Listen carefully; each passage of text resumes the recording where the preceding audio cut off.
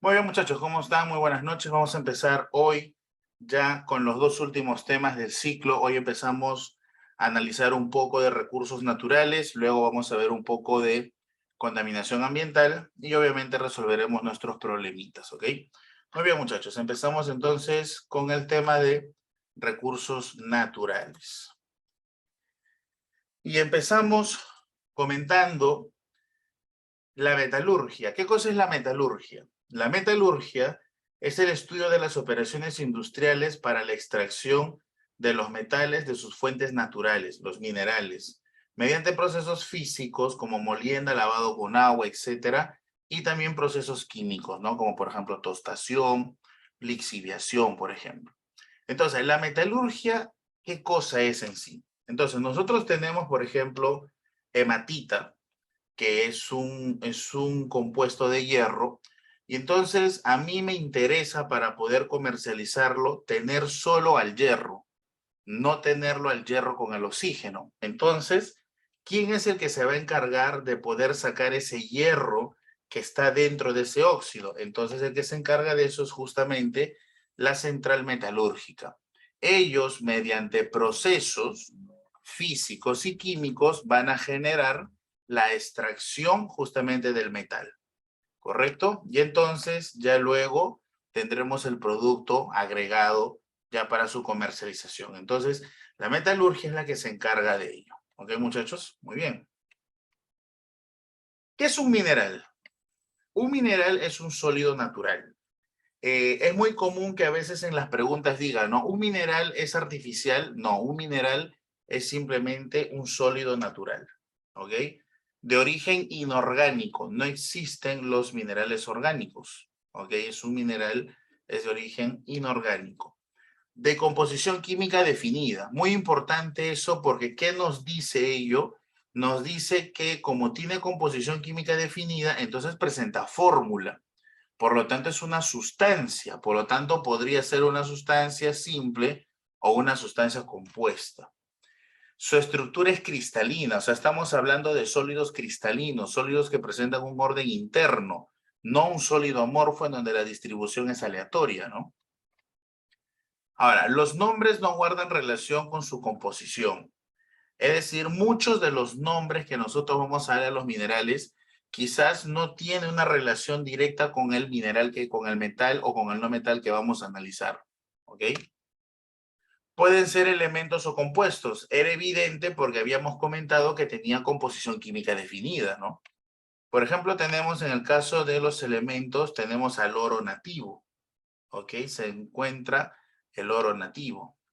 Ahora, si nosotros hacemos un análisis, vemos que esos átomos guardan un orden, ¿no? Y era evidente porque estamos hablando de estructuras cristalinas. También puede ser compuestos como la blenda, sulfuro de zinc. Entonces, ellos también deberían de tener un orden interno, como se puede apreciar ahí, ¿no? Entonces, nuestros minerales tienen que ser sólidos naturales, inorgánicos de composición definida, pueden ser elementos o compuestos y su estructura es cristalina. ¿Ok, muchachos? Hasta acá, ¿todo bien, por favor? ¿Sí? ¿Todo bien hasta ahí? Perfecto. Clasificación de minerales. Según su industrialización, pueden ser la hematita, cuya fórmula es el óxido de hierro, ¿ok? Ahora, qué es lo que se va a extraer de la hematita? Se va a extraer el hierro, ¿ok? De la blenda, que es el sulfuro de zinc, ¿qué se va a extraer, muchachos? Se va a extraer el zinc. De la galena, que es el sulfuro de plomo, ¿qué se va a extraer, jóvenes? Se va a extraer el plomo. Del cinabrio, ¿qué se va a extraer? Que es el sulfuro de mercurio, se va a extraer, ¿qué cosa? El mercurio, por ejemplo, ¿no? Y de la calcopirita, ¿qué se va a extraer? Es el sulfuro de cobre y hierro, se va a extraer el cobre. ¿Ok, muchachos? Ahora, una observación importante es que si tú te das cuenta, la hematita contiene el metal y oxígeno. Por eso lo conocen como mineral oxigenado. En tanto, si tú observas, la blenda, la galena, el cinabrio y la calcopirita contienen azufre. Por eso los conocen como minerales sulfurados. Minerales sulfurados, ¿ok? Perfecto, listo. Entonces, No te olvides que de la hematita se extrae el hierro, de la blenda el zinc, de la galena el plomo, del cinabrio el mercurio y de la calcopirita el cobre. ¿Ok, amigos? Perfecto.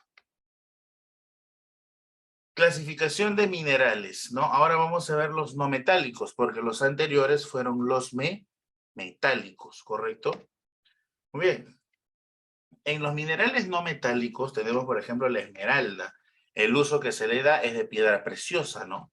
Tenemos la roca fosfórica. Recuerda que muchas de las sustancias que tienen que ver con el fósforo siempre están relacionadas ¿con quién? Están relacionadas con los fertilizantes. Acuérdate por el tema de los fosfatos, ¿no? Que ayudan a fertilizar la tierra. Tenemos la caliza. De la caliza se puede obtener los materiales de construcción, por ejemplo. Y tenemos el grafito, ¿no? Muchos de los grafitos nosotros lo utilizamos para los lápices, pero también se utilizan en la metalurgia y en los refractarios, ¿no? Que son aquellos que nos van a ayudar a poder mantener el calor dentro de un sistema, ¿ok? Muy bien, amigos. Entonces, aquí es lo que tenemos nosotros, los minerales no metálicos, ¿ok? Perfecto. Cuando nosotros vamos a hacer la explotación, de un mineral, el mineral valioso está tachado con el punto X. Por si acaso, estas fotitos lo he sacado del libro de la presa San Marcos. Ustedes saben que nunca me voy a atribuir algo que no es mío. Incluso hasta el resumen que les he colocado es un resumen que vi muy bueno de un profesor y lo he puesto. He modificado algunas cositas, pero como siempre les digo, yo nunca me voy a atribuir algo que en realidad no es mío. Esto ha sido un resumen de una clase que vi que estuvo muy interesante y traté de sacar lo más importante para poder comentárselos a ustedes, ¿no? Esto está en el libro de la pre, ustedes lo pueden ver, ustedes lo pueden chequear en el libro. Nosotros hemos puesto el mineral valioso con unas aspas. Entonces, ¿qué es lo que podemos ver nosotros por acá? Podemos ver de que esas aspas pueden estar acumuladas en una sola región o pueden estar dispersadas en toda el área geográfica, ¿no?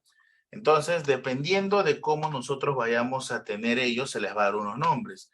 Por ejemplo, si se encuentran acumulados, se les llama beta. Si se encuentran esparcidos, se les llama diseminado, ¿ok? Ahora, ¿cómo hacemos la explotación de beta? Lo hacemos mediante un socavón o laboreo subterráneo, lo que nosotros generalmente vemos, ¿no? Las cuevitas de las minas. ¿Alguna vez has visto eso o no? ¿No es cierto? Esas cuevitas de las minas son las que se van a dar la explotación a través de socavón, ¿no? Ahí es donde entran los carritos los carritos que aparecen trencitos, ¿no? Entran a sacar el mineral. Pero también podemos tener el diseminado cuya explotación se da a tajo abierto, ¿no? ¿Dónde hemos visto quizás alguna vez esto, muchachos, acá en el Perú? ¿Dónde hemos visto eso, no? Eso hemos visto, por ejemplo, en Cerro de Pasco, ¿no? El famoso tajo de Cerro de Pasco. Muy, muy importante, ¿no? Entonces, esa forma de explotar se va a dar cuando nosotros tenemos el mineral esparcido, lo tenemos diseminado en toda el área geográfica. ¿Ok, muchachos? Perfecto. Ahora, pero eso que yo extraigo se le llama mena. ¿Qué cosa es la mena? La mena es el material que se extrae de los yacimientos. Ese material que uno saca, a eso se le llama mena.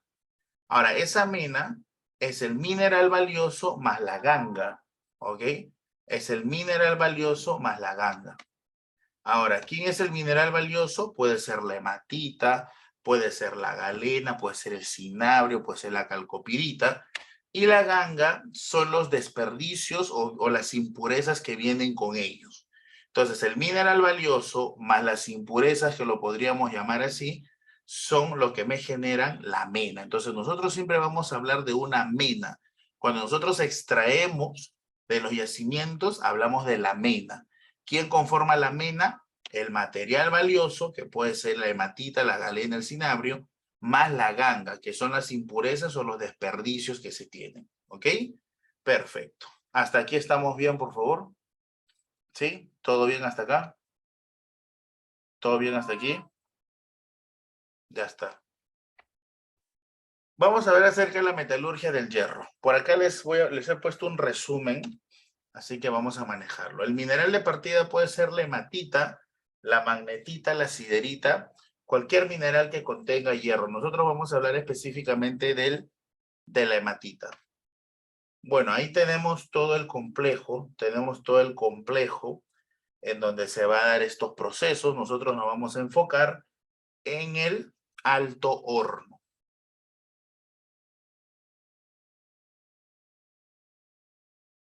¿Qué es lo que sucede en el alto horno?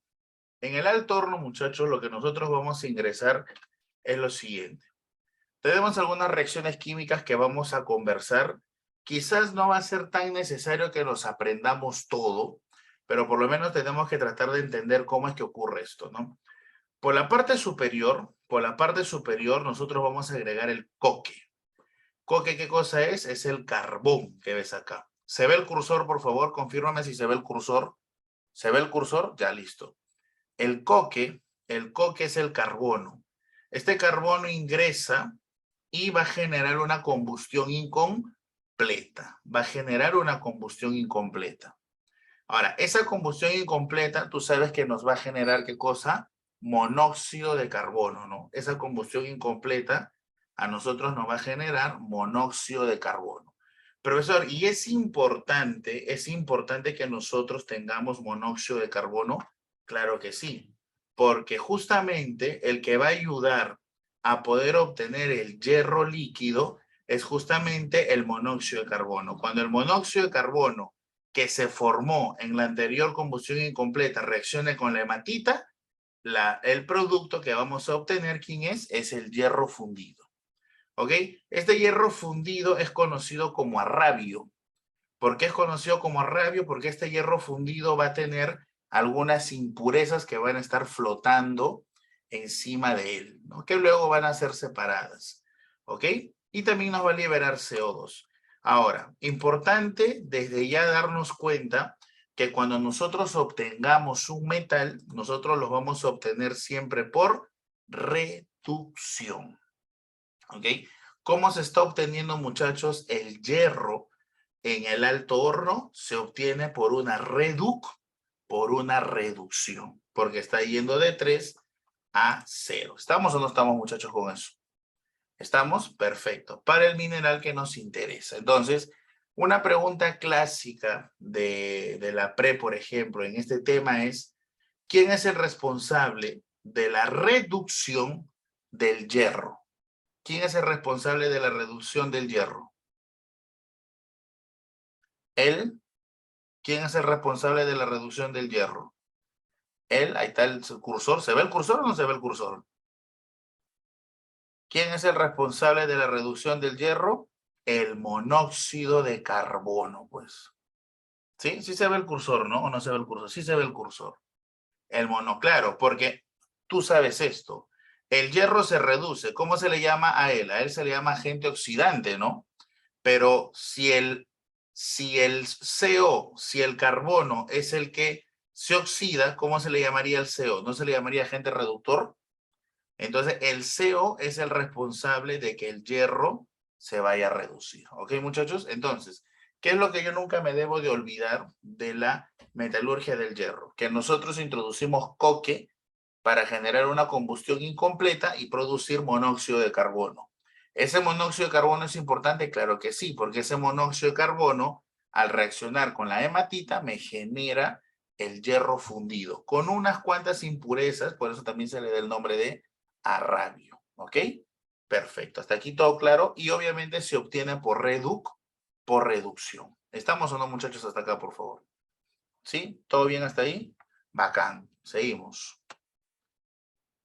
Hablemos de la metalurgia del cobre. Mineral de partida puede ser la calcopirita, ¿ok? Puede ser la calcopirita, puede ser la calcosina, puede ser la cuprita. Ahí tenemos todo el diagrama del proceso de obtención del cobre. Ese es todo el diagrama del proceso para obtener el cobre. Obviamente nosotros vamos solamente a entrar en algunos detalles importantes. Aquí hay dos procesos importantísimos que tú tienes que aprender. ¿Cuál, muchachos? Hay un proceso que se llama tostación. ¿Qué cosa es la tostación? ¿Alguno de ustedes tiene idea? ¿Por qué tengo que aplicar tostación? La tostación es un proceso químico en el que se busca eliminar la mayor cantidad de azufre. Es decir, si tu mineral tiene azufre, ¿qué es lo que tengo que hacer? Eliminar ese azufre. ¿Qué proceso utilizo yo para eliminar azufre? Vamos, dilo muchachos. ¿Qué proceso utilizamos para liberar azufre? Tostación. La tostación es el proceso que nos va a ayudar a nosotros a eliminar, ¿qué cosa, amigos? El azufre, ¿ok? Hasta aquí estamos bien, ¿no? Perfecto, seguimos entonces. Por ejemplo, no es necesario que nosotros nos aprendamos todo esto, ¿ok? No es necesario que nosotros nos aprendamos todo esto, por si acaso. ¿Ok? No es necesario. Pero yo debo de entender esto. Se ve el cursor, ¿no? Mi calcopirita tiene o no tiene azufre, amigos. Mi calcopirita tiene o no tiene azufre. Entonces, el proceso que tengo que hacer para eliminar el azufre, ¿cuál es? Tostación. Y lo tostamos. Lo hacemos reaccionar con oxígeno. Pero ¿qué es lo más importante acá? Que el azufre se elimina en forma de dióxido de azufre. Que el azufre se elimina en forma de dióxido de azufre. Este dióxido de azufre escapa como gas por la chimenea, ¿no? Escapa, escapa. De esa manera nosotros eliminamos el azufre en su forma de óxido. Hacemos la tostación. Bueno, esto de aquí, bueno, cuando se genera el carbonato de calcio y reacciona con el óxido de silicio, genera el silicato, lo que se le conoce como escoria. ¿Ok? Él va a capturar al óxido ferroso. Y bueno, eso es más que nada para separarlo. Pero acá viene lo bueno. Que mi producto que se ha obtenido, escúchame bien, el producto que se ha obtenido en esta primera tostación sigue teniendo azufre. ¿Te das cuenta, no? Que sigue teniendo azufre. Entonces, ¿qué es lo que tenemos que seguir haciendo, muchachos?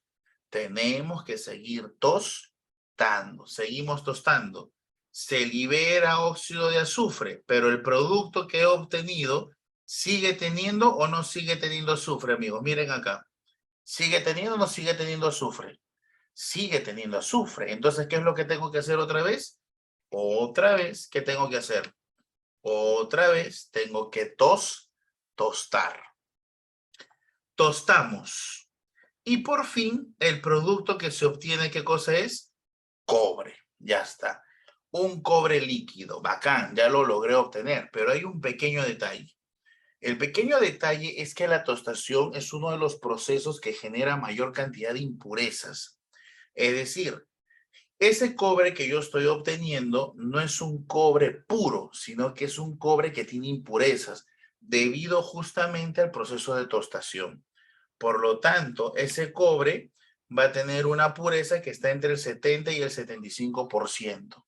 ¿Qué significa eso, muchachos? Que ese cobre no puede ser comercializado de esa manera, porque nosotros tenemos que tratar de vender un cobre prácticamente puro. Tengamos en cuenta que la pureza absoluta no existe en los procesos químicos, pero por lo menos debemos tener un estándar por encima de un 98%, ¿no? Entonces, amigos, como ese cobre está impuro, ¿qué es lo que voy a hacer yo? Voy a aplicar un proceso de purificación, conocido como electrorefinación. Pero la pregunta es, ¿y por qué tengo que aplicar una electrorefinación? Porque recuerda que el cobre puede ser de alguna manera atraído por una electrólisis. ¿Te acuerdas tú? El cobre de alguna manera puede ser atraído por una electrólisis.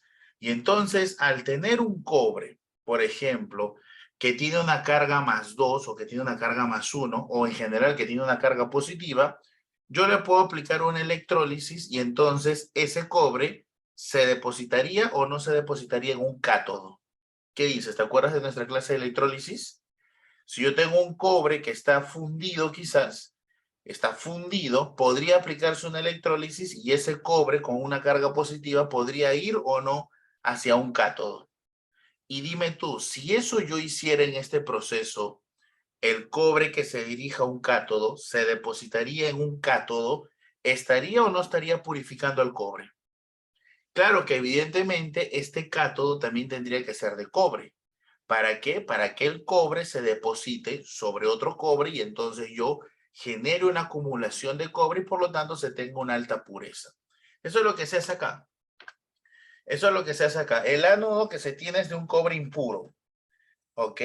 Pero mira lo que dice ahí, ¿no? En las placas delgadas de cobre puro, el cátodo es de cobre puro.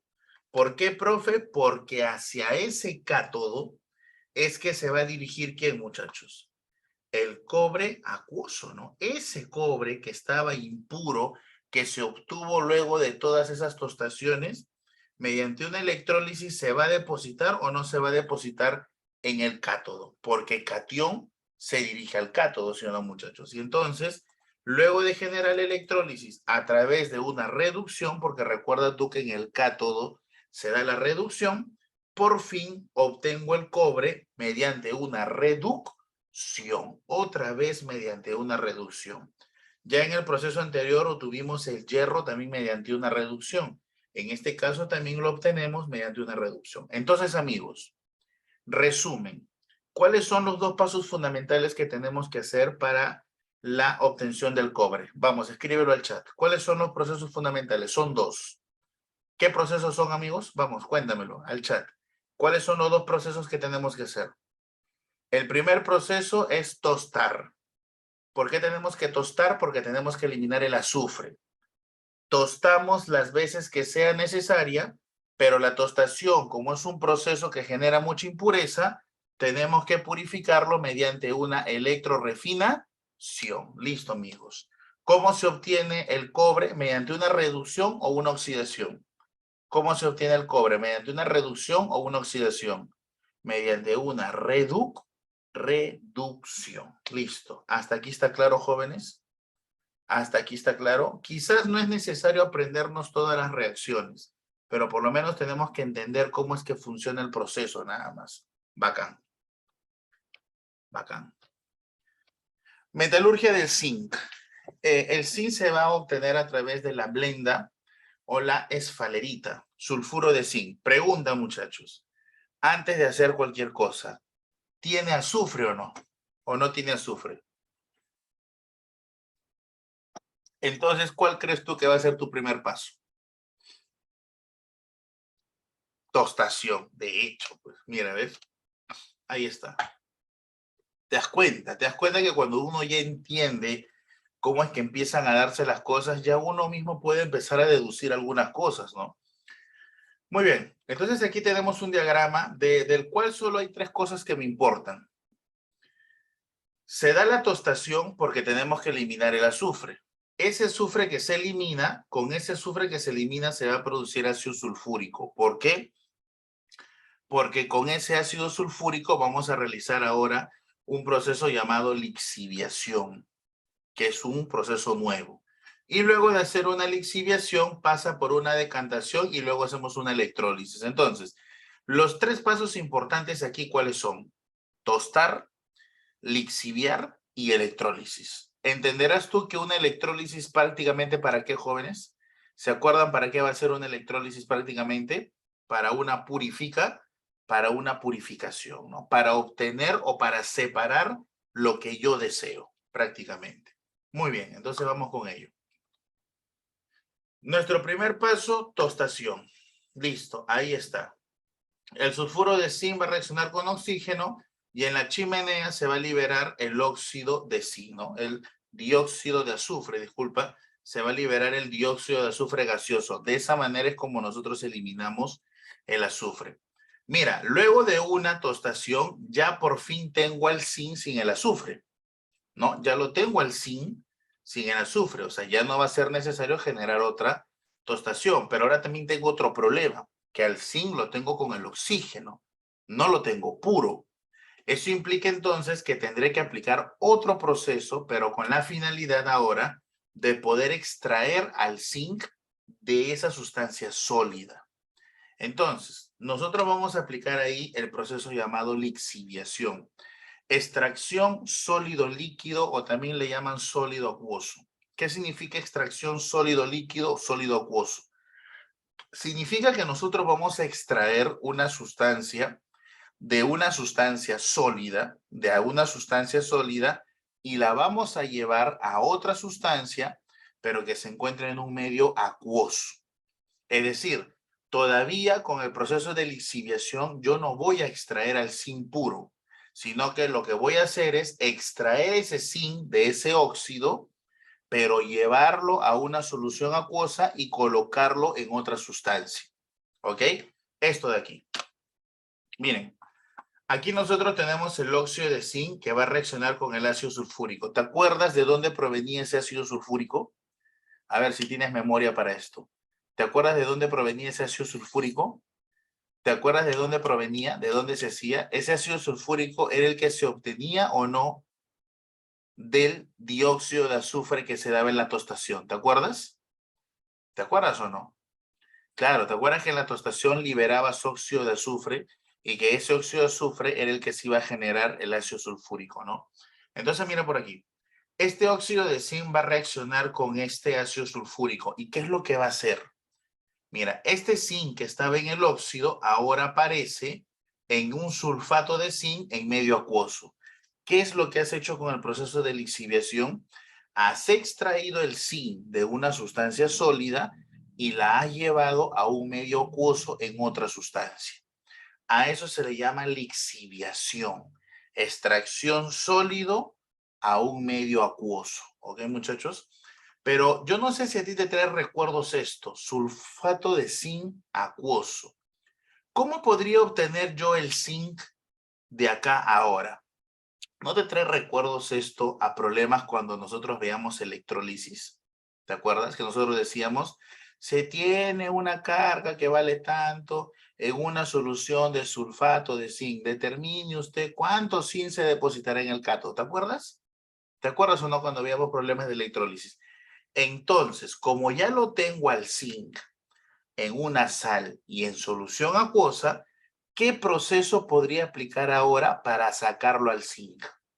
Dilo, por favor. ¿Qué proceso podría aplicar ahora para sacarlo al zinc? Electrólisis, correcto. Lo vamos a mandar al electrólisis. Exacto, muy bien. Lo vamos a mandar al electrólisis. Ahí está. Pero ahora yo te hago una pregunta. Si el gráfico no lo entiendes, no te preocupes. Acá lo que nos importa es que por lo menos tengamos una idea de cómo se genera el proceso. En una electrólisis, ¿dónde iría el zinc? El zinc es un metal. Va a formar un catión. ¿A dónde iría el zinc? Vamos, ¿a dónde iría el zinc? Al cátodo, ¿sí o no? Entonces, mira de qué material va a ser mi cátodo. ¿Qué dice ahí? Ese es el ánodo. Pero ¿el cátodo de qué es? ¿De qué es el cátodo? De zinc. Profesor, ¿y por qué el cátodo es de zinc? Porque como el cátodo es de zinc y el zinc que está en esa sal se deposite sobre ese cátodo, ¿estoy o no estoy depositando zinc en un electrodo de zinc? O sea, estoy purificando. Se está depositando zinc en un cátodo de zinc. Entonces, ¿habrá algún tipo de impureza ahí o lo que estoy haciendo prácticamente es purificarlo? Lo estoy purificando, ¿no? Y entonces, obviamente en el cátodo se va a obtener por una reducción. Mira, el zinc se obtiene por reducción en el cátodo. ¿Quiénes se obtenían por reducción? Se obtenía el hierro. ¿Quién se obtenía por reducción? Se obtenía el cobre. Y ahora, ¿quién se obtiene por reducción? Se obtiene el zinc.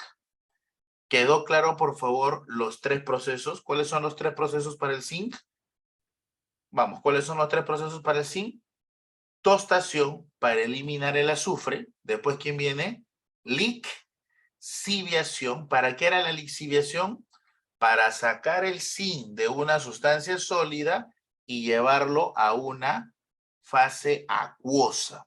¿No es cierto? Y luego de tenerlo en una fase acuosa, ¿ahora qué puedo hacer para recuperarlo? Le aplico una electrólisis. ¿Ok, muchachos? ¿Quedó claro, por favor, esos tres pasitos? ¿Quedó claro esos tres pasitos? ¿Sí? ¿Quedó claro, por favor? Nunca te olvides. Tostación para eliminar azufre. Lixiviación, extracción sólido acuoso. Y electrólisis prácticamente para generar una separación o para purificar, podríamos decir también, ¿no? Muy bien, ya está. Vamos con la metalurgia del oro. Te he puesto yo aquí la metalurgia del oro. Proceso número 1, cianuración. Para la obtención de oro hay dos procesos, un proceso llamado cianuración y un proceso llamado amalgamación, ¿ok? En la cianuración lo que se hace es se forma un complejo de oro. ¿Cómo ocurre esto? Mira, profe, ¿qué es eso? No, no te preocupes, tranquilo, no tienes que memorizarte nada acá. Lo único que yo tengo que saber son dos cosas. Primero, que el oro no se encuentra combinado, el oro se encuentra mezclado. Combinado significaría que estuviera formando algún tipo de sustancia, óxido de oro, no sé, sulfuro de oro, pero eso no está así. El oro se encuentra mezclado. ¿Qué se dice? ¿Qué significa mezclado? Que no ha tenido una reacción química, simplemente el oro se encuentra mezclado con otras sustancias.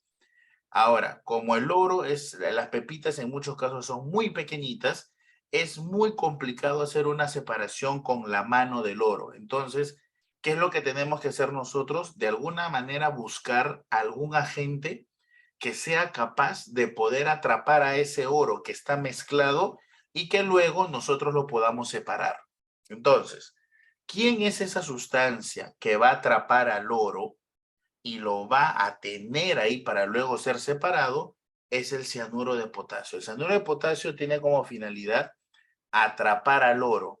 En toda esa mezcla que tengamos, el cianuro de potasio va a atrapar al oro, de tal manera que te va a formar lo que dice acá, ¿no? Te va a formar un complejo de oro. Ahora sí el oro ya está combinado. Ahora sí el oro es parte de una sustancia, pero ya lo tengo atrapado. Ya lo tengo atrapado al oro. Entonces, ¿ahora qué debo de buscar? Una forma de cómo sacarlo al oro de esa sustancia. Y eso se va a lograr ¿con quién? Con el zinc. El zinc va a desplazar al oro. El zinc desplaza al oro y por fin ya tengo mi oro sólido, entre comillas, puro, porque ya sabemos que ninguna sustancia es pura. Pero bueno, ya tenemos al oro con una alta pureza. Ya lo tenemos separadito para su comercialización. Ese es el famoso proceso de cianuración. ¿Qué cosa es el proceso de cianuración entonces, muchachos? El proceso de cianuración simplemente, ¿qué cosa es? Utilizar cianuro de potasio para atrapar al oro. Una vez que al oro lo tengo atrapado con el cianuro, ¿qué utilizo para separarlo? Cuéntame. ¿Qué utilizo para separarlo? ¿Qué utilizo para separar al oro de ese cianuro? ¿Qué utilizo? Vamos, muchachos, vamos, ustedes pueden. ¿Qué utilizo para separar al oro? Acá está, hijos, acá está, acá está. ¿Qué utilizo? Utilizo zinc, ¿no es cierto? El zinc, por un desplazamiento, lo va a retirar al oro, ¿ok? No sé si hasta aquí estamos claros. Y como te darás cuenta, el oro también se está obteniendo por una reducción, ¿ok? Consultas hasta aquí, por favor. Consultas hasta aquí. ¿Estamos bien hasta acá, por favor? ¿Estamos bien hasta aquí, jóvenes? Por favor, coméntenme. ¿Estamos bien hasta acá? ¿Sí? Ya, bacán. Bacán. Ahora, se viene el proceso más contaminante, que es la amalgamación. El proceso de amalgamación es un proceso muy relativamente fácil de hacer, pero que es muy contaminante. Correcto, Naidu. Lo que se hace es simplemente el mineral que contiene al oro, lo metemos a una molienda. Una molienda es para disminuir el tamaño del mineral, vamos, como una chancadora, entre comillas, ¿no? Para volverlo más fino. Una vez que ya tenemos ese material fino, chancado, ya muy triturado, lo que vamos a hacer es agregar mercurio. Recuerda que el mercurio es tóxico y es líquido. Se va a generar una mezcla de molienda con amalgama, lo que le llaman el mercurio, ¿ok? Y el mercurio va a hacer el mismo trabajo que hacía el cianuro. ¿Qué trabajo hacía el cianuro de potasio, te acuerdas? A ver, coméntame el chat. ¿Qué trabajo hacía el cianuro de potasio, te acuerdas? ¿Cuál era el trabajo del cianuro de potasio? Atrapaba a quien formaba el complejo de oro. Atrapaba al oro, ¿sí o no? Claro. En este caso va a ser lo mismo. El mercurio, ¿qué es lo que va a hacer, muchachos? El mercurio lo que va a hacer es absorber al oro, atraparlo al oro. ¿Ok? Es casi una analogía muy parecida. Ahora, lo que yo tengo por acá es mercurio con amalgama.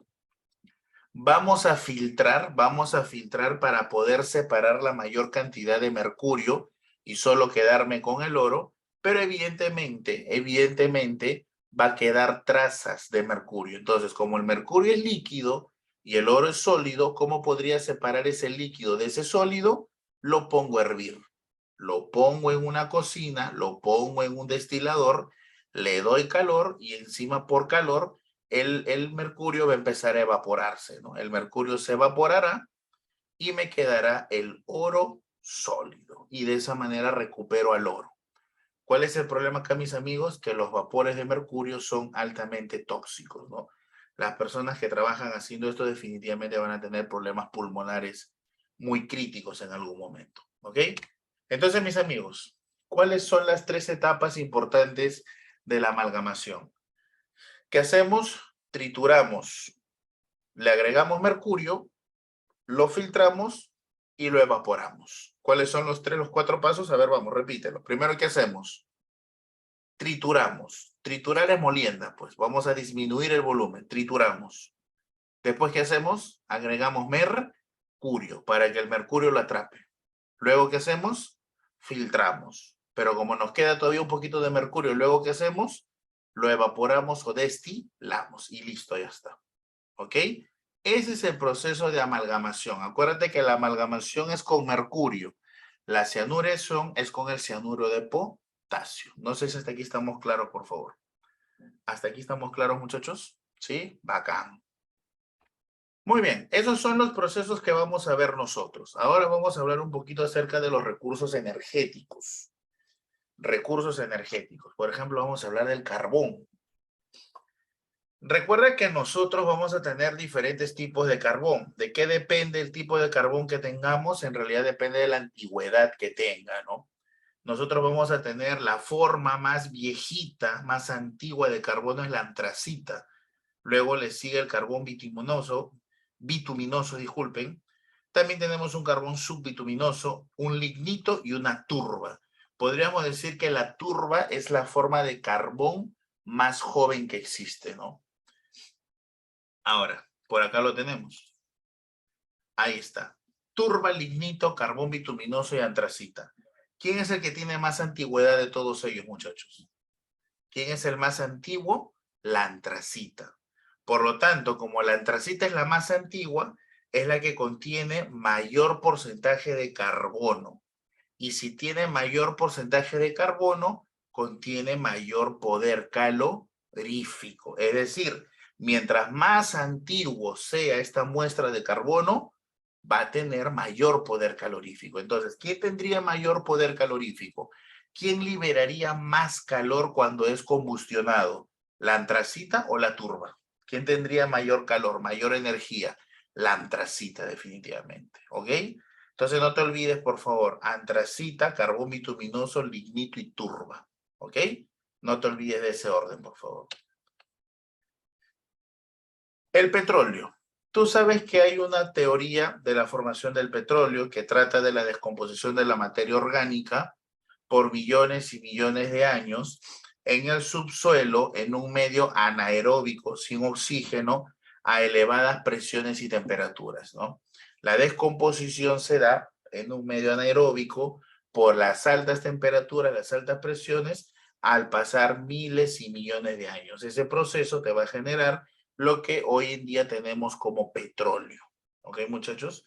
Entonces, ese petróleo va a ser explotado, va a ser extraído de un pozo petrolero. Por ejemplo, puede ser un pozo petrolero en tierra o puede ser una estación petrolera en el mar, por ejemplo, ¿no? Muy bien.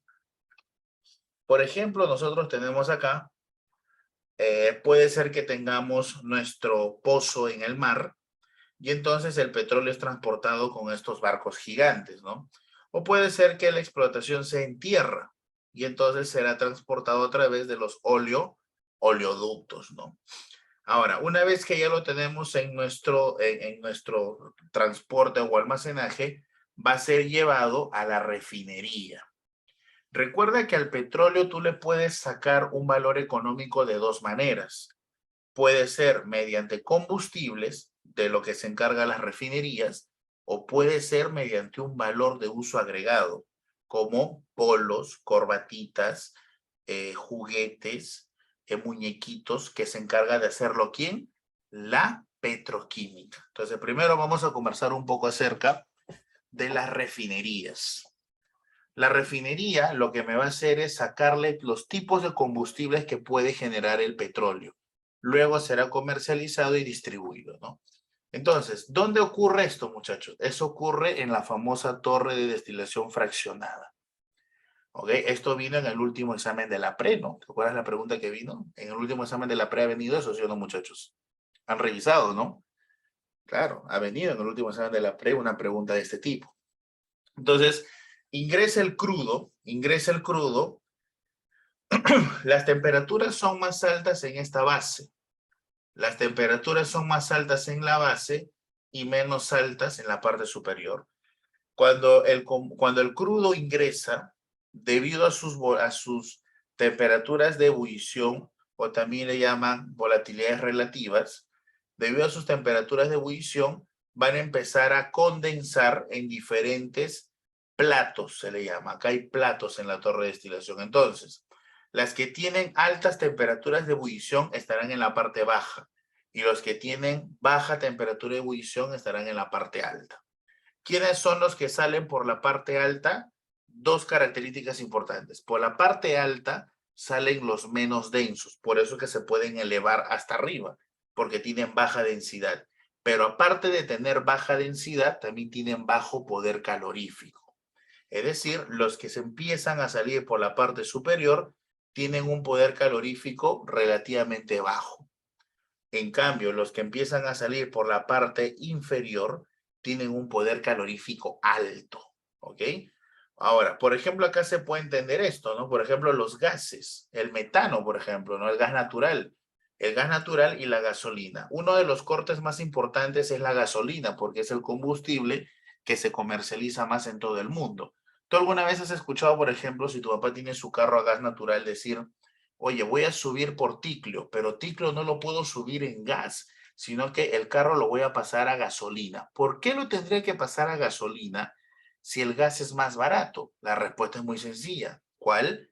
Que el gas natural no le va a dar el suficiente poder calorífico, no va a liberar la suficiente cantidad de energía para poder mover ese carro quizás en una subida empinada. Lo que sí le va a otorgar, ¿quién cosa, muchachos? La gasolina. ¿Por qué? Porque como te vuelvo a explicar, mientras más arriba estés, es menos denso, pero también menos poder calorífico. En cambio, mientras más bajo estés, es más denso y hay más poder calorífico. ¿Ok, amigos? ¿Estamos o no? La pregunta que vino en la pre, por ejemplo, decía, ¿no? ¿Quién tiene mayor poder calorífico? ¿El diésel o la gasolina? ¿Quién tiene mayor poder calorífico? Por ejemplo, acá, ¿quién tiene mayor poder calorífico? El diésel tiene mayor poder calorífico. Ahora, nunca te olvides, por favor, que la gasolina está conformada por cadenas que están entre 5 a 12 carbonos, ¿ok? Cadenas entre 5 a 12 carbonos. No te olvides de eso, por favor, ¿ok? Entonces, una cadena entre 5 y 12 es lo que me conviene a mí para la producción de gasolina. ¿Ok, muchachos? Perfecto. Pero, ¿qué pasa si nosotros tenemos cadenas muy largas? Entonces, si nosotros tenemos cadenas muy largas, tenemos que de alguna manera romper esa cadena para tener cadenas entre 5 y 12, ¿no? Y tener una mayor producción de gasolina. Entonces, muchachos, cuando nosotros tenemos cadenas muy largas, ¿qué es lo que hacemos? Aplicamos un proceso llamado cracking. Cracking del petróleo. Cracking viene de ruptura. ¿Qué es lo que vamos a hacer con el cracking?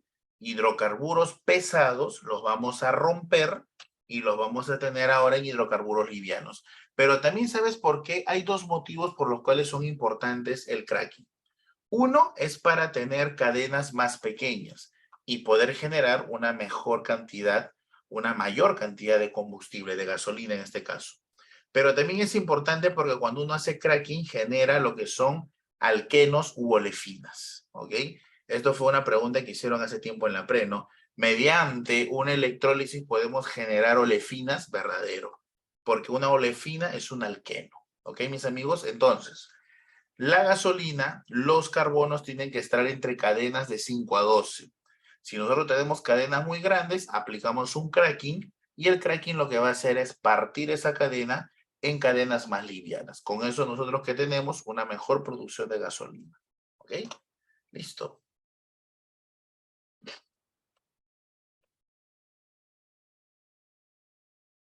Claro que sí es beneficioso. Claro que sí es beneficioso. Es beneficioso. Ayuda a que sea mejor. Muchachos, ¿cómo medimos la calidad de la gasolina? ¿Cómo medimos la calidad de la gasolina? Se mide con algo que se llama octanaje. El octanaje lo que me va a medir a mí es el poder antidetonante. Esa explosión brusca, si es poca o es mucha. Entonces, se compara de la siguiente manera. Vamos a comparar un octanaje cero si es que nuestra mezcla fuera, entre comillas, de full N-heptano, lo cual no existe, pero es la comparación que se le da. Y le vamos a dar un octanaje 100 si es que todo fuera isoctano, es decir, el combustible sería excelente. Nosotros no vamos a tener 0 ni 100, nosotros vamos a tener siempre una mezcla de ellos dos. ¿Ok? El heptano y el isooctano. ¿Ok, muchachos? Por ejemplo, si nosotros decimos que tenemos una gasolina de 90, ¿qué significa que tengamos una gasolina de 90? Significa que 90% en volumen es de isoctano y el 10% en volumen es de N-heptano. ¿Está claro eso, jóvenes? A ver, te pregunto, si yo tuviera una gasolina de 95, ¿qué significaría? Gasolina 95, ¿qué significaría, muchachos? ¿Qué significaría si yo tuviera una gasolina de 95? Vamos, cuéntenme. ¿Qué significaría? Gasolina de 95. ¿Qué significaría? Vamos. Correcto, Angie. Que el 95% en volumen es isoctano y que el 5% en volumen, ¿qué cosa es? N-heptano. ¿Está claro eso, por favor? ¿Está claro ello? Perfecto. Existen agentes, sustancias que mejoran la calidad de la gasolina, mejoran el octanaje. A esas sustancias, bueno, a estas sustancias lo conocen como aditivos ecológicos. Un aditivo ecológico que hoy en día se utiliza es el metilterbutyléter. Metilterbutyléter. Esta sustancia lo que va a hacer es ayudar a mejorar el octanaje de la gasolina. Hace muchos años se utilizaban también sustancias bencénicas para modificar la calidad de la gasolina, aumentar el octanaje. Pero estas de acá, al generar la combustión en el motor del carro, por el tubo de escape, en algunos casos escapaban algunos derivados bencénicos, los cuales son tóxicos para el ser humano. Por lo tanto, se ha prohibido utilizar ello. Se utiliza hoy en día el metilterbutyléter, que lo que hace es mejorar un poco el octanaje para que la gasolina tenga una mejor calidad y el encendido del auto, cuando prende el motor, tú sabes que dentro del motor ocurre una explosión. Esa explosión no sea tan brusca, no sea tan tosca y el carro vibre o en muchos casos tenga movimientos bruscos, sino que el encendido, la combustión, sea controlada. Por eso es que te decía que el octanaje lo que me mide es el poder antidetonante. Antidetonante. Qué tan suave puede comportarse esa combustión, por ejemplo. ¿Ok? Obviamente, mientras la gasolina sea de mayor calidad, la detonancia va a ser menor, o sea, va a tener un mejor poder antidetonante. ¿Ok? Muy bien. ¿De qué trata la petroquímica, amigos? Hace un ratito justo lo comentamos, ¿no? ¿De qué trata la petroquímica? La petroquímica es la otra forma de cómo sacarle dinero al petróleo, pero ya no con combustible, sino que ahora con un valor agregado diferente al combustible, ¿no? Por ejemplo, ¿qué podemos obtener con el petróleo? Todo lo que nosotros utilizamos hoy en día, todo lo que está en tu mesa, gran parte de todo eso es derivado del petróleo. Todo lo que tienes puesto en tu cuerpo como polo, ropa interior, medias, tus zapatillas, casi todo es derivado del petróleo. Vamos a ver ello, pues, ¿no? Cadena de valor de la industria petroquímica, por ejemplo, ¿no? Tenemos una planta de procesamiento de gas natural, por ejemplo. Ese gas natural llega a la planta fraccionadora, ¿ok? Y parte de eso, llamado etileno, llega a la central petroquímica. Y con el etileno empezamos a producir productos, por ejemplo, ¿como qué? Como polietileno, las famosas resinas, por ejemplo. O luego también podemos obtener, ¿qué cosa? Plásticos, por ejemplo, ¿no? Aquí te he puesto un cuadrito, mira, ahí está. Por ejemplo, todo eso es lo que se puede extraer del petróleo, ¿ok? Mira por acá, por ejemplo, ¿no? Del propileno se puede extraer, ¿qué cosa? Algunas pinturas, por ejemplo, ¿no? Del etileno, ¿qué se puede extraer? Se puede extraer algunas bolsas, algunos materiales de las tarjetas de crédito, algunos tubos en donde se transporta sangre, por ejemplo. Del butadieno, ¿qué podemos obtener? Podemos obtener muchos juguetes. La gran mayoría de juguetes, de estructuras de los juguetes provienen del butadieno, por ejemplo. Del tolueno, ¿qué podemos obtener? Podemos obtener ropa. La ropa famosa, la ropa sintética, ¿no? La ropa que no es de algodón, sino que es pura, es ropa sintética. La ropa, por ejemplo, los polos marca Nike, por ejemplo, ¿no? Los buzos marca Adidas. Muchos de ellos no tienen mucho algodón, más es sintético, es derivado del petróleo. Del sileno podemos obtener, por ejemplo, botellitas, estructuras de los monitores se pueden obtener de ahí. Y del benceno podemos obtener, por ejemplo, esas lentes de seguridad, podemos obtener esos tubitos de ensayo que utilizan en los laboratorios para la sangre, por ejemplo. De ahí se pueden obtener estructuras para los teléfonos, también se pueden obtener. Entonces, date cuenta que la petroquímica es la que se encarga de construir o generar, mejor dicho, todas esas cosas que tienen un valor agregado, ¿no? Cuando tú compras un polo sintético marca Nike, por ejemplo, estás comprando un valor agregado del petróleo y obviamente un precio elevado, ¿no?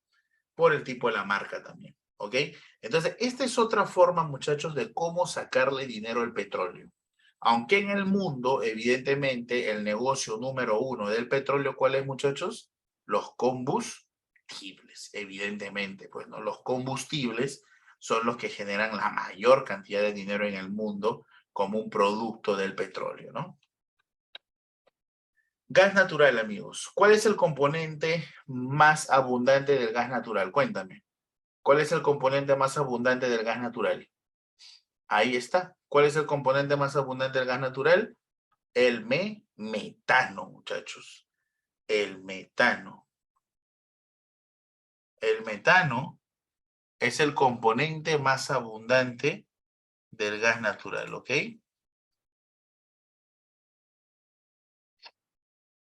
El gas natural, ¿dónde se utiliza? El gas natural se utiliza ¿dónde? En la generación de corriente eléctrica, por ejemplo. Se utiliza en el transporte, se utiliza en el uso doméstico, ¿no? En las casas, por ejemplo, para encender las cocinas, ¿ok?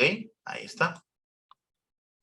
Muy bien, veamos un poco de potabilización del agua. ¿Hasta acá hay alguna consulta, por favor? ¿Hasta aquí estamos bien? Estamos bien, hemos avanzado un poquito rápido porque, como les digo, estas diapositivas se las voy a dar al final para que ustedes las tengan. ¿Estamos bien hasta aquí? Bacán. Vamos a hablar un poco de potabilización. ¿Qué cosa es la potabilización? La potabilización simplemente es el tratamiento que se le da al agua para que sea apta para el consumo humano. Esa es la definición de potabilización. Volver al agua apta para el consumo humano. Para eso hay una serie de procedimientos. Lo primero que se hace es una captación, represamiento o desviación del río, que es lo mismo, ¿no? En nuestro caso, nosotros vamos a obtener esto del río Rímac.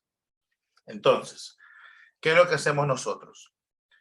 Desviamos el río, represamos, captamos el río, y entonces el río trae consigo toda una serie de piedras, árboles gigantes, troncos, desperdicios gigantes. Entonces, el primer paso de la potabilización del agua es el famoso cribado. ¿Qué cosa es el cribado?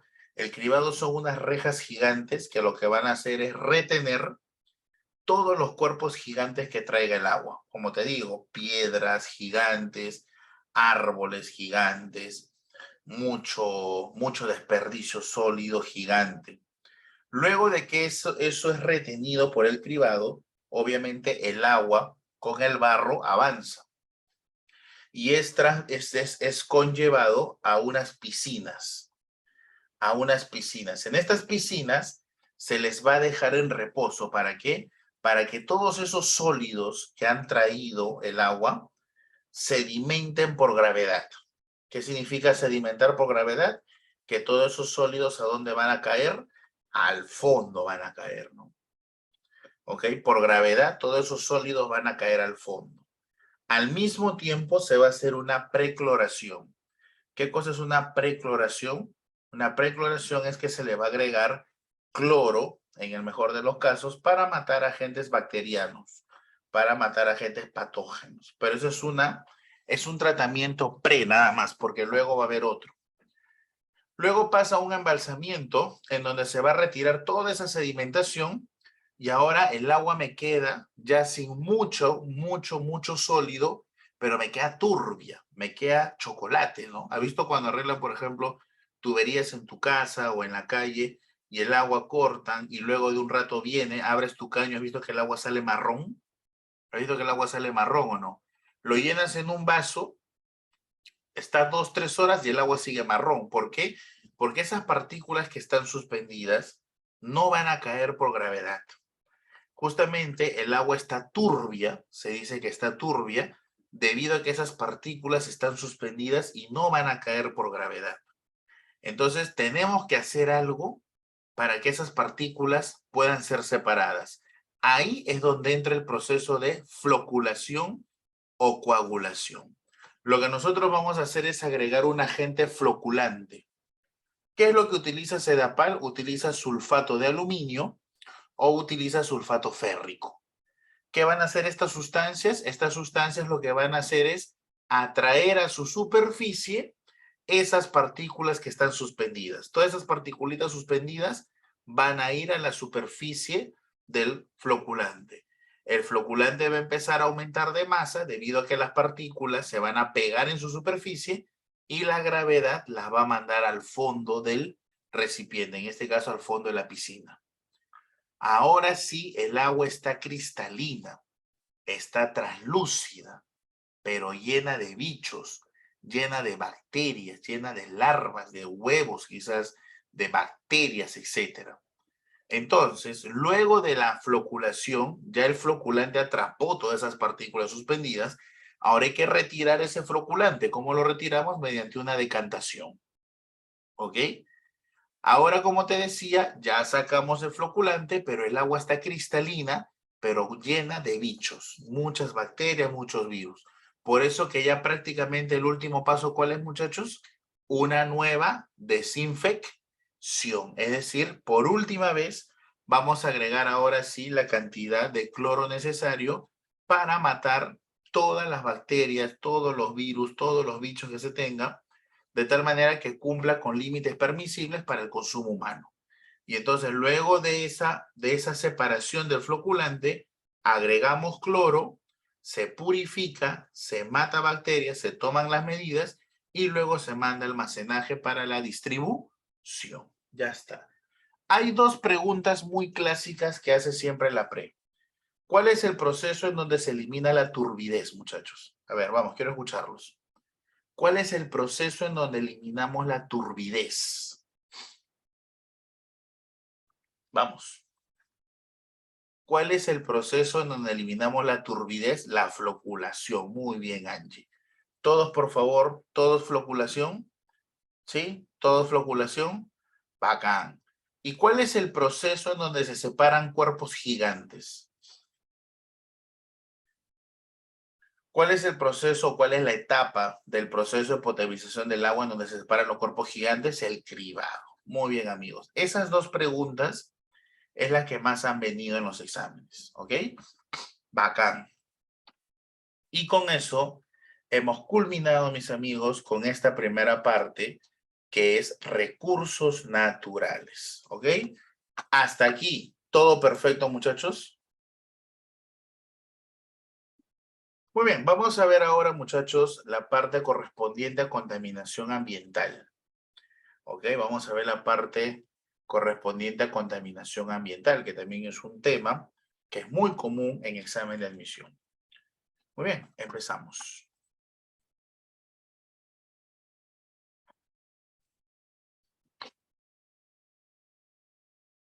Conceptos previos. ¿Qué cosa es un ecosistema?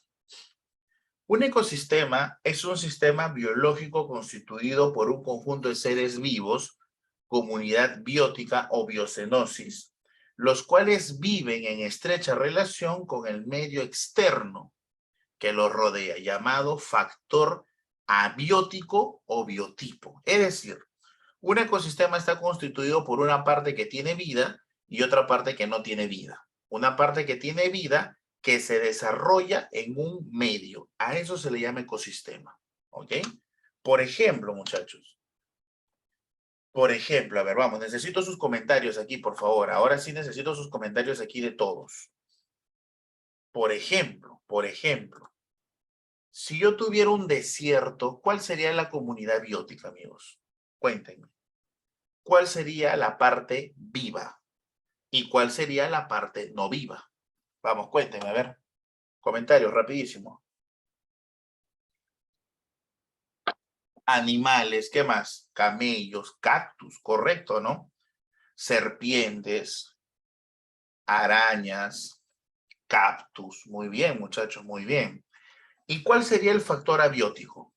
¿Y cuál sería el factor abiótico? Es decir, el medio en el que ellos se desarrollan, eso que no tiene vida, pero que es necesario para que ellos puedan subsistir. La arena, el aire, las rocas, muy bien. La salinidad, estamos hablando de un desierto. Estamos hablando de un desierto. Estamos hablando de un desierto, ¿no? En un desierto, obviamente, hay alta cantidad de sal, ¿no? Clima seco, obviamente, muy árido, ¿no? Demasiado árido. Alta temperatura. Quizás para nosotros esos factores abióticos sean prácticamente nuestra extinción, ¿no? Pero para ellos es el factor en el que se desarrollan, ¿ok? Ahí está. Otro ejemplo, en un lago, por ejemplo, ¿quién sería el factor, la comunidad biótica y el factor abiótico? ¿Quién sería, niños?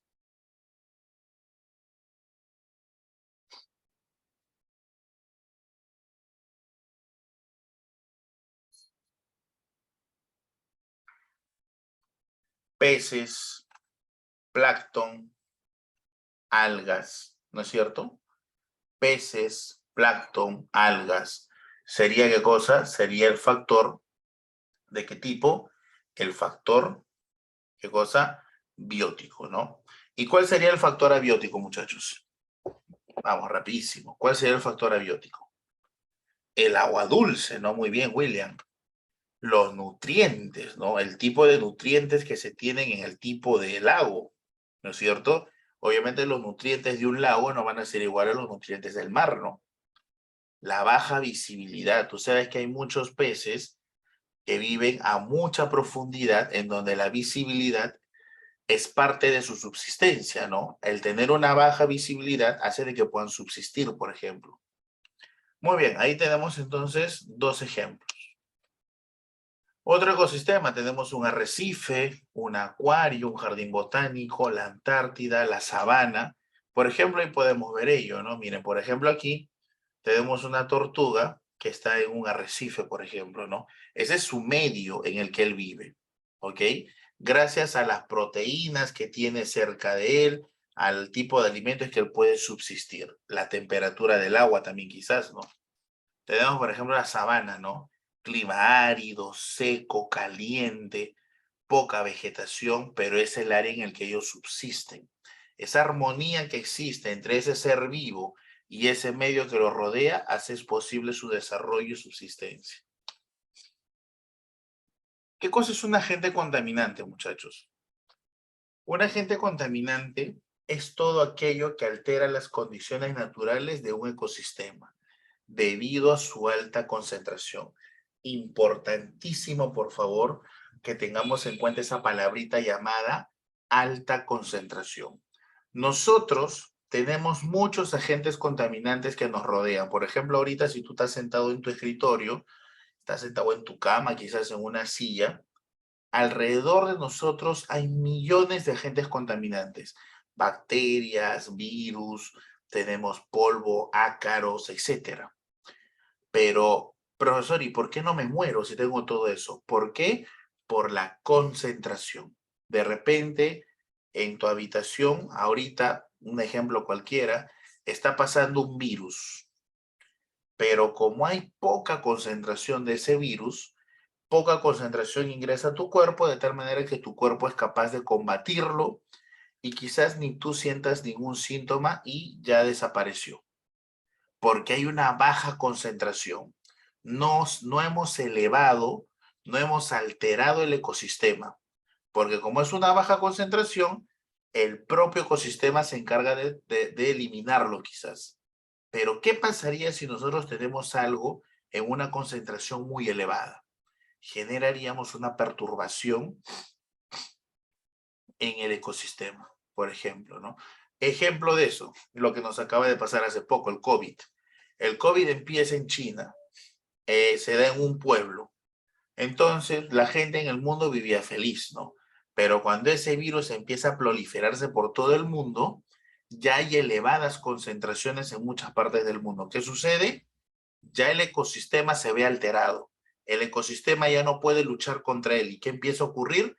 Hay una alteración del ecosistema. Mucha gente muere, por ejemplo. Mucha gente cae enferma. ¿A qué se debió eso? A las elevadas concentraciones que se tenía del virus. Mucha gente transmitía la enfermedad en grandes cantidades. Entonces, se alteró el equilibrio que existía. ¿Debido a qué? A las elevadas concentraciones. No te olvides de eso, por favor, porque un agente contaminante o contaminar no es tirar basura. No, un agente contaminante o contaminar es simplemente el hecho de alterar ese equilibrio que existe en ese ecosistema. Si tú alteras ese equilibrio, estás contaminando. ¿Ok? ¿Qué más tenemos, muchachos? Por acá. Perjudica la comunidad biótica y afecta las propiedades físicas y químicas del biotipo. Por ejemplo, amigos, tengo un jardín. ¿Qué pasa si yo agrego lejía y detergentes al jardín? ¿Cómo alteraría ese ecosistema? A ver, te escucho. Quiero leer comentarios. ¿Cómo alteraría ese ecosistema? ¿Cómo lo alteraría? ¿Qué pasaría? Tienes tu jardín y agregas agua y lejía. Lejía y detergentes. ¿Qué pasaría? ¿Cómo se alteraría ese ecosistema? A ver, cuéntame. Vamos. Vamos, sin miedo, sin miedo. Afecta, muy bien, eliminaría las plantas, ¿no? Afecta negativamente a las plantas y lombrices. ¿Son importantes las lombrices en la tierra, muchachos? ¿O no? ¿Son importantes las lombrices en la tierra? Claro que sí, ¿no? Porque las lombrices ayudan ¿a qué? Ayudan a la descomposición de la materia orgánica, ¿sí o no, amigos? Claro, entonces una tierra sin lombrices es prácticamente una tierra infértil, ¿ok? ¿Qué más? Afecta o altera las propiedades del suelo, las vuelve infértil, pues. Entonces tú dirás, profesor, pero si yo un día tiré un baldecito de agua con detergente que estuve lavando mi polito y no, nadie se ha muerto, las plantitas siguen igual. Es que te falta la palabra clave, concentración. ¿Qué pasaría si todos los días durante un mes tú a ese jardín empiezas a tirar agua con lejía? ¿Qué pasaría? Todos los días, todos los días. De repente tienes un car wash y todos los días de lo que lavan los carros, tú tiras todo el agua al jardín. ¿Qué pasaría? Todos los días no sería una elevada concentración. ¿Sí o no? Exacto, ¿no? Matas a las plantas. Entonces, ahí está la palabra clave, ¿no? Altas concentraciones, ¿ok? Listo.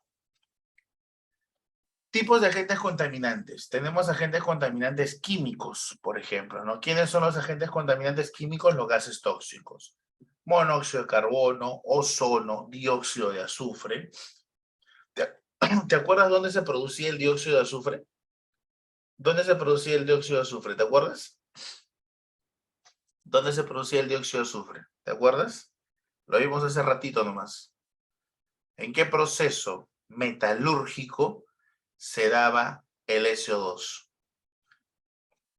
El proceso en el que eliminábamos, correcto, William, el proceso en el que eliminábamos el azufre en en la tostación, pues, ¿te acuerdas o no? Muy bien, tenemos ácidos, ácido sulfúrico, ácido nítrico, esos ácidos que son los ácidos de la lluvia ácida, ¿no? Tenemos partículas sólidas como el hollín, por ejemplo, ¿no? El hollín es ese carbono sólido que botan los carros viejos cuando prenden. ¿Has visto que botan un humo negro?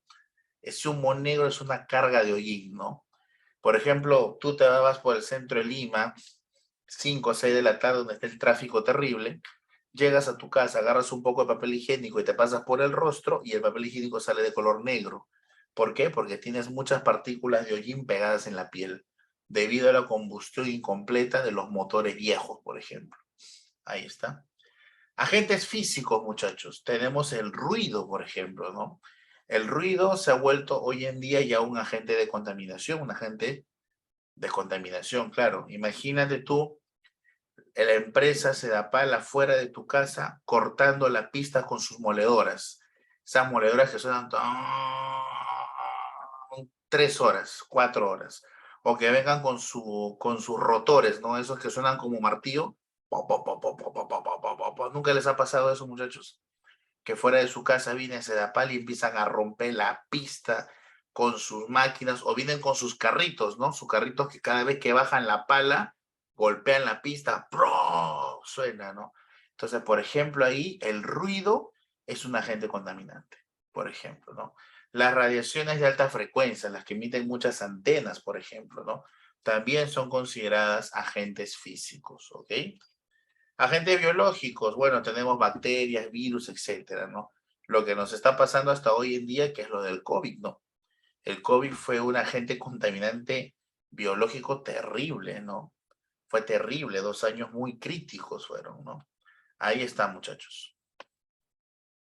Y entonces ya podemos conversar ahora sí de qué cosa es contaminación ambiental.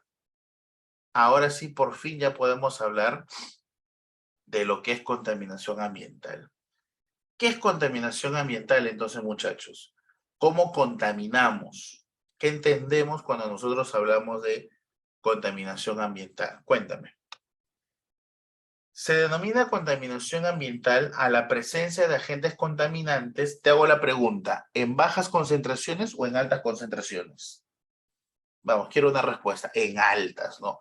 Por eso dice ahí, se denomina contaminación ambiental a la presencia de agentes contaminantes en niveles no permisibles.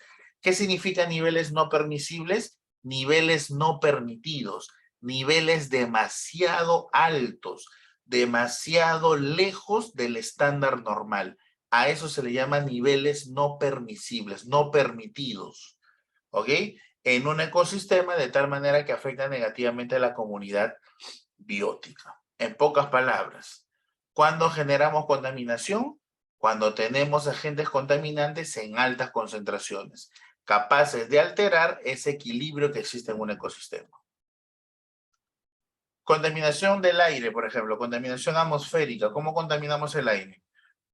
El aire se contamina por la presencia de gases tóxicos, ozono, monóxido, dióxido de azufre, dióxido de carbono, etcétera, ¿no? ¿Cómo contaminamos el agua?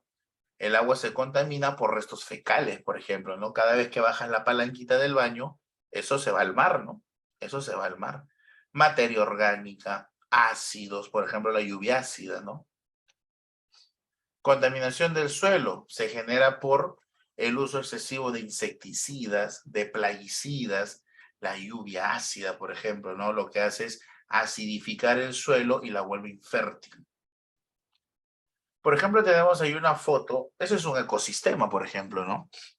Eso de ahí es un ecosistema en donde existe una parte con vida y una parte sin vida. Evidentemente para nosotros eso a simple vista es un basural, ¿no? Pero en realidad es un ecosistema, porque hay mucha vida que está desarrollándose por ahí, ¿no? Hay muchos roedores, hay muchos insectos, Incluso podemos ver que en la parte superior hay casas, entonces no solamente hay insectos y roedores, sino que también, ¿qué cosa hay? Mira, ve, hay familias, hay seres humanos que viven ahí. Definitivamente estos seres humanos ya se han adaptado a esto, de tal manera que podemos estar 1000% seguros que ese joven de polito verde tiene un sistema inmunológico miles de veces más fuerte que el de nosotros. Que si nosotros seguramente vamos un día a ayudarlo con su trabajo de recolectar, al día siguiente tenemos algún tipo de enfermedad, estamos vomitando, estamos con problemas estomacales, estamos con fiebres, con algo. ¿Por qué? Porque nuestro ecosistema no es ese. Nuestro medio en el que nosotros nos desarrollamos no es ese. Entonces te das cuenta que si tú cambias bruscamente las condiciones en el medio en que te desarrollas, puede ser de que el ser vivo desaparezca. Ese es un claro ejemplo. Así como un ser vivo puede desaparecer, también el ser vivo puede adaptarse y para él normal será su desarrollo. Por eso yo te decía, yo te puedo asegurar que esa persona tiene un sistema inmunológico mucho mejor que el de muchos de nosotros. ¿Por qué? Porque ya ha sido asimilado a vivir en ese ecosistema, por ejemplo. ¿Ok? ¿Está claro eso, amigos? Muy bien. Hablemos de los fenómenos que generan contaminación. Vamos a hablar un poquito de lluvia ácida, capa de ozono, smog fotoquímico, efecto invernadero, calentamiento global y también vamos a hablar un poco de eutroficación. ¿Ok? Empezamos. Fenómeno de la lluvia ácida. ¿Cómo se da este fenómeno de la lluvia ácida, muchachos? Bueno, nosotros tenemos fábricas, tenemos un parque automotor que quema combustible. Tenemos centrales termoeléctricas que hoy en día queman combustible para generar corriente eléctrica. Tenemos centrales metalúrgicas que generan procesos en donde hay combustión y generan gases contaminantes. En conclusión, mis amigos, ¿cuál es el problema acá? El problema aquí es la quema de carbón, gas natural, gas licuado, etc. En conclusión, la quema de combustibles. El ser humano dejaría de contaminar si es que dejara de quemar combustibles, pero eso es imposible, porque el 99% de todos los procesos que se den en el mundo, siempre hay quema de combustible. Entonces, como que sería un poco imposible hacer eso. Ahora, ¿cuál es el problema de la quema de carbono y todo ello? Lo que pasa es que son fuentes de emisión de gases tóxicos. Ese es el problema, muchachos. Si el ser humano de que quisiera dejar de contaminar, tuviera que dejar de quemar combustible, porque la quema de combustible es lo que genera esto. Desde una fábrica o central termoeléctrica hasta la cocinita de tu mamá, cuando prende su cocinita para generar los alimentos, estás quemando combustible. Entonces, sería casi imposible que el ser humano pueda subsistir sin quemar combustible. ¿Ok? Ahora, estos gases tóxicos, ¿quiénes son, muchachos? Tenemos los famosos SOX, los NOx y los COX, ¿no? Estos gases se les llama contaminantes primarios porque son los que salen directamente de las industrias. ¿Ok? Son las que el ser humano, mediante los procesos, emite. Ahora, estos de aquí, al reaccionar con el vapor de agua que tenemos en las nubes, ¿qué vamos a generar? Recuerda que estos óxidos ácidos son anhídridos. Y cuando yo junto un anhídrido con agua, ¿qué genero? Un ácido oxácido. Pues. ¿Qué ácido oxácido generas? El sulfúrico, el nítrico y el carbónico, por ejemplo. Ahí está. A estos que se han formado a partir de los contaminantes primarios, se les conoce como contaminantes secundarios. Así se les llama. Ahora, ¿esos tres son los causantes de la lluvia ácida? No. Los causantes de la lluvia ácida solo son los dos primeros, el sulfúrico y el nítrico. Profe, ¿y el carbónico? Lo que pasa es que el carbónico no es un ácido fuerte, no es un ácido tan corrosivo, tan destructivo, como sí lo es el sulfúrico y el nítrico. Entonces, los ácidos que van a tener la capacidad de acidificar la lluvia van a ser especialmente el nítrico y el sulfúrico. ¿Por qué? Porque son ácidos fuertes, ácidos destructivos, ácidos altamente corrosivos. La nube se acidifica y se genera lo que conocemos la lluvia mezclado con ácidos, ¿no? Y esa es la famosa lluvia ácida. Consecuencias, muchachos. Acidificación del suelo. Tú sabes que si los suelos se acidifican, mueren lombrices, mueren plantas, mueren semillas, no hay vegetales, ¿no? Disolución de las ceras que cubren las hojas. Recuerda que esas ceras, si no me equivoco, se les llama cutina y son las que permiten mantenerlas hidratadas. Si no tuviera esa cera, la hoja se seca y muere definitivamente. Corrosión de estructuras metálicas. Los ácidos fuertes tienen la propiedad de disolver metales. ¿Cómo disolver? Los destruyen, los van destruyendo poco a poco. Eso es, pero también tienen la propiedad de ¿qué? De disolver al mármol. ¿Disolver qué cosa es? Destruir al mármol también, ¿no? Por ejemplo, las estatuas, ¿no? Las estatuas que están en Europa, por ejemplo, con las lluvias ácidas poco a poco han sido deformadas. Disminuye el pH del agua, ¿no? El disminuir el pH del agua significa que se vuelve más ácido. Y si se vuelve más ácido, obviamente cualquier tipo de ser vivo que se tenga, lo más probable es que muera, porque estás alterando su factor abiótico. ¿Te das cuenta o no? Estás alterando el medio en el que se desarrolla. A eso se le llama contaminación. Muy bien. ¿Está claro, por favor, el tema de la lluvia ácida? ¿Está claro el tema de la lluvia ácida, muchachos? Bacán. Vamos a hablar acerca del adelgazamiento de la capa de ozono. ¿Qué sabemos de acá? Sabemos que nuestro ozono se encuentra en la estratosfera. Sabemos que nuestra capa de ozono tiene como función, ¿qué cosa, muchachos? Función filtrar la radiación ultravioleta, ¿no? El 90% de la radiación ultravioleta es retenida por la capa de ozono y solamente un 10% es la que ingresa, la necesaria para el desarrollo de la vida, porque recuerda que nosotros tenemos procesos en la Tierra que requieren de radiación ultravioleta. Uno de ellos es la fotosíntesis, ¿no? Claro. Ahora, con esa radiación ultravioleta también ingresa la radiación visible, la infrarroja, obviamente. Ahora, ¿qué es lo que sucede, muchachos? Lo que sucede es que nuestro ozono, que es el O3, se convierte en O2. Pero ¿cómo es que el ozono O3 se convierte en O2? Ah, eso es por un halógeno. ¿Qué halógeno? El cloro atómico. No el gas cloro, ojo. No el gas cloro, porque el gas cloro es cloro 2. No, el cloro atómico es el responsable de que el ozono se convierta en O2. Pero la pregunta es, ¿y cómo llegó ese cloro atómico arriba? Ah, ya.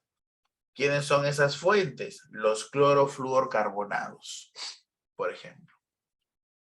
¿Quiénes son esas fuentes? Los CFCs, pues, ¿no? Los clorofluorcarbonados, los freones o cualquier sustancia gaseosa capaz de llegar hasta la estratosfera que contenga cloro. ¿Ok? Ahí está. Ahora, ellos, al reaccionar con la radiación ultravioleta, es que la radiación ultravioleta es la que libera a los cloros. Ese es el motivo. Entonces, ¿quién es prácticamente el que libera a ese cloro atómico para que ataque al ozono? Es la radiación ultravioleta. Cuando esas fuentes reaccionan con la radiación ultravioleta, es que la radiación ultravioleta suelta al cloro. Y al soltar al cloro atómico ese se empieza a transformar ese ozono en oxígeno. ¿Ok, mis amigos? Ahí está.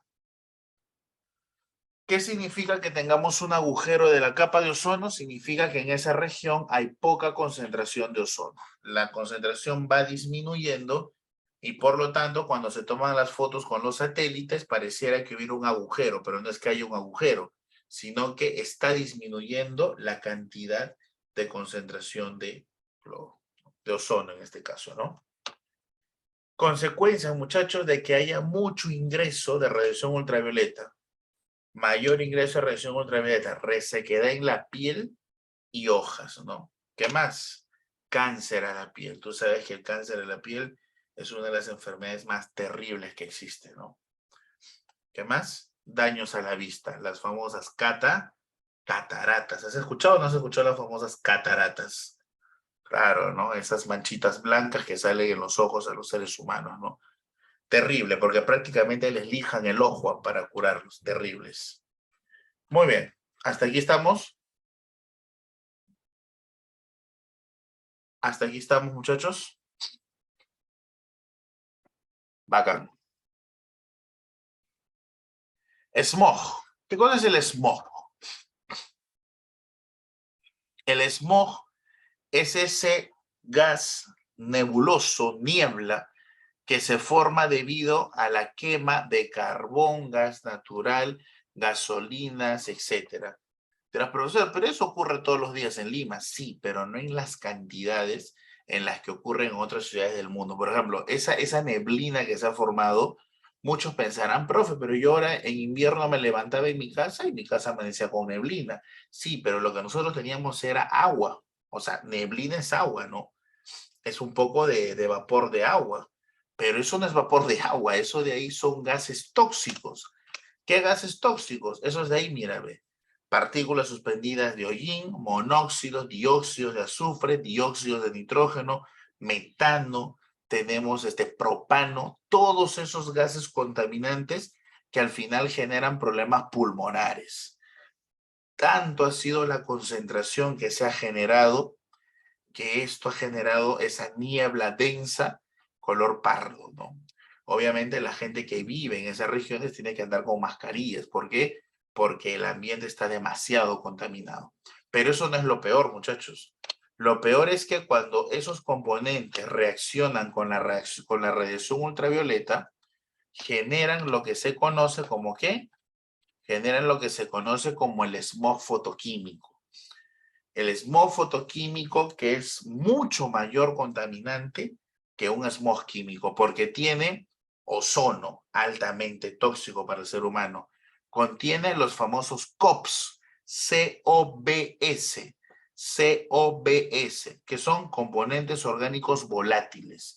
Ahí está, pues mira, ahí está el CO, está el COCH, está el OH, está el CHO. Dime si esos no son componentes orgánicos volátiles. Claro, pues y tenemos el famoso PAN, ¿no? Que también es una sustancia muy tóxica, ¿ok?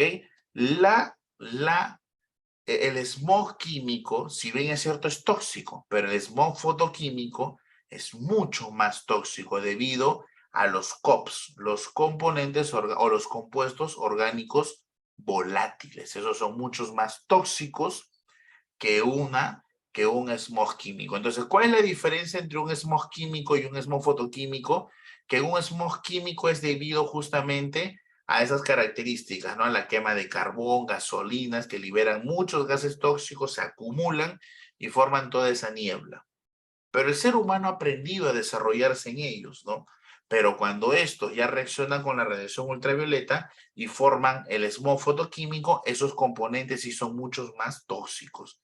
El ozono, ¿qué más? Los COPs, COB y ¿qué más? El PAN, ¿ok? Listo. Efecto invernadero, muchachos. ¿Quién fue primero? ¿El efecto invernadero o el calentamiento global? Cuéntame. ¿Quién fue primero? ¿El efecto invernadero o el calentamiento global? Vamos, te escucho. ¿Quién fue primero? El efecto invernadero. Siempre ha habido efecto invernadero. Para que un planeta pueda existir, para que tenga vida, tiene que existir un efecto invernadero. Porque recuerda que el efecto invernadero es el que regula la temperatura en el planeta. Entonces, ¿qué tenemos acá? Nosotros tenemos lo siguiente, escúchame. Con la radiación ultravioleta ingresa también la radiación visible y también ingresa la infrarroja. La radiación infrarroja proviene del Sol. Ahora, nuestro planeta siempre ha emitido gases de efecto invernadero. Gases de efecto invernadero como el CO2, como el vapor de agua o como el metano. Eso se les conoce como los famosos GEI, GEI, gases de efecto invernadero. Pero obviamente el planeta lo emitía de manera normal en cantidades muy pequeñas. Siempre hubo materia orgánica, siempre hubo vida que respiraba. Por ejemplo, había CO2. Siempre hubo evaporación de ríos, de mares, de lagos, o había vapor de agua. Siempre había descomposición de materia orgánica, había metano, pero las cantidades eran muy pequeñas. El planeta las podía regular. Esos gases de efecto invernadero generan, muchachos, una pequeña capa, como una capa de ozono, etcétera, ¿no? Más o menos por decir, una pequeña capita que va a tener como función retener la radiación infrarroja. Parte de la radiación infrarroja es retenida y parte escapa del planeta. Pero esa radiación infrarroja que se retenía era la suficiente para tener un clima templado en el planeta, un clima en el que pueda desarrollarse la vida. ¿Qué dice acá? Menor cantidad de radiación infrarroja retenida, ¿no? Porque había pocos gases de efecto invernadero, lo necesario para mantener al planeta con una temperatura dada. Antes de la revolución industrial, baja concentración de los gases de efecto invernadero, estos retienen la radiación infrarroja, menor cantidad de radiación infrarroja retenida, temperatura promedio del planeta 15 grados Celsius. Pero ¿qué pasó luego de la revolución industrial?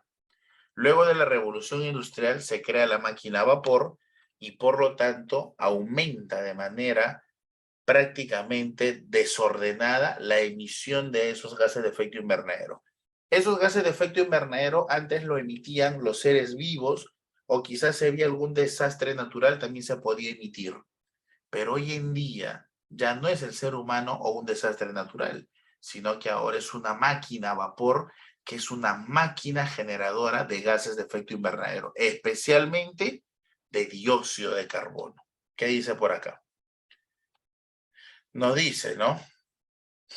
Y radiación infrarroja retenida en mayor cantidad. ¿Qué característica sucede ahora?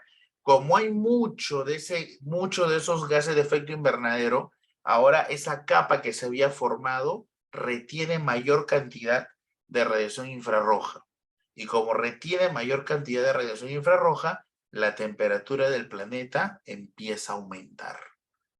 ¿Qué es lo que sucedió, muchachos? Después de la revolución industrial, alta concentración de gases de efecto invernadero, que son los que retienen la radiación infrarroja. Mayor cantidad de radiación infrarroja retenida. Temperatura del planeta mayor a 15 grados. Tú sabes que debido a que el planeta ha aumentado su temperatura, es que está existiendo todos esos tipos de fenómenos, ¿no? Consecuencias del hielo de los glaciares. Recuerda que nuestros glaciares son nuestros almacenajes de agua dulce, agua que el ser humano puede consumir, porque recuerda que nosotros no podemos consumir agua de mar, ¿no? Por el tema de las sales. Aumento del nivel del mar, eso que traería consigo inundaciones y cambios climáticos severos, ¿no? Nuestro planeta ha sufrido ya hoy en día varios climáticos severos. Hoy en Lima, nosotros hemos pasado el clima más frío en muchos años, ¿no? Por primera vez hemos tenido temperaturas que han llegado casi hasta los 12 grados Celsius, cuando Lima nunca bajaba de los 16 grados, ¿no? Lima era un clima frío, pero no tan helado. Ahora, hoy en día hemos pasado por un clima muy, muy helado. Entonces hay cambios de efecto, cambios severos en el clima, ¿no? Muy bien. Vamos a ver el último proceso, que es la eutroficación. ¿Qué cosa es la eutroficación, mis amigos? La eutroficación es el exceso de fosfatos y nitratos que nutren la tierra y generan el crecimiento de plantas marinas de forma excesiva. Ese es el problema. El problema es que esos nitratos y fosfatos nutren esa tierra que está debajo del agua. La vuelven recontrafértil, empiezan a crecer muchas algas. ¿Y cuál es el problema, profe, de que crezcan muchas algas? De que esas algas se consumen el oxígeno disuelto del agua. ¿Y cuál es el problema, profe, que se consuman? Que los pececitos o cualquier tipo de vida que consuma oxígeno ya no la va a encontrar. Y por lo tanto, simplemente empieza a decaer la vida marina. Empiezan a morir los peces, empiezan a morir todo tipo de ser vivo. ¿Y en qué se convierte ese lago? En un pantano. Ahí está. Ese es el famoso proceso de eutroficación. ¿De dónde provienen esos fosfatos y nitratos? Provienen de las industrias. Puede ser de las industrias de fertilizantes, puede ser de las industrias textiles que utilizan muchas veces tintes naturales que contienen fosfatos y nitratos, por ejemplo. Por ejemplo, ¿no? Acá tenemos un cuadrito, acá tenemos un pequeño cuadrito. ¿Ok? Este pequeño cuadrito que nos dice lo siguiente, ¿no? Un hábitat natural, se permite el paso de la luz, mira, se permite el paso de la luz, ahí está, ¿ok? Existe un equilibrio oxígeno, luz, alimento, bacán. Hay peces en capas profundas, a pesar de que no hay mucha luz, llega. Hay bacterias descomponedoras que hacen su trabajo, ¿no? Hay bacterias que empiezan a descomponer la materia orgánica. Hay un equilibrio, pero ¿qué pasa si empiezan a crecer las algas? Ahí está, mira, empiezan a crecer las algas. Empiezan a crecer la flora en la superficie.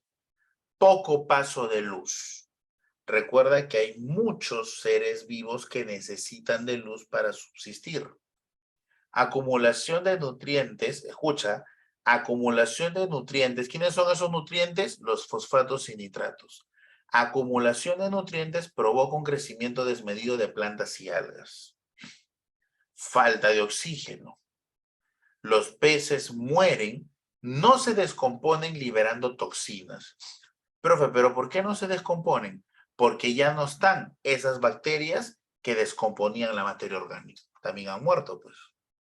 Y entonces, ¿en qué termina este laguito natural? En un pantano, sin vida. ¿Ok, muchachos? Así es. Un pantano supuestamente es un pedazo de universo que simplemente ya no va a tener vida marina. ¿Ok? No va a tener vida marina. Ya no tiene oxígeno disuelto.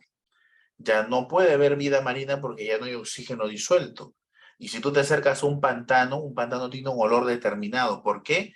Porque la materia orgánica que haya muerto ya no se descompone debajo del agua, sino que está, entre comillas, generando esa descomposición lenta y está contaminando todo el agua.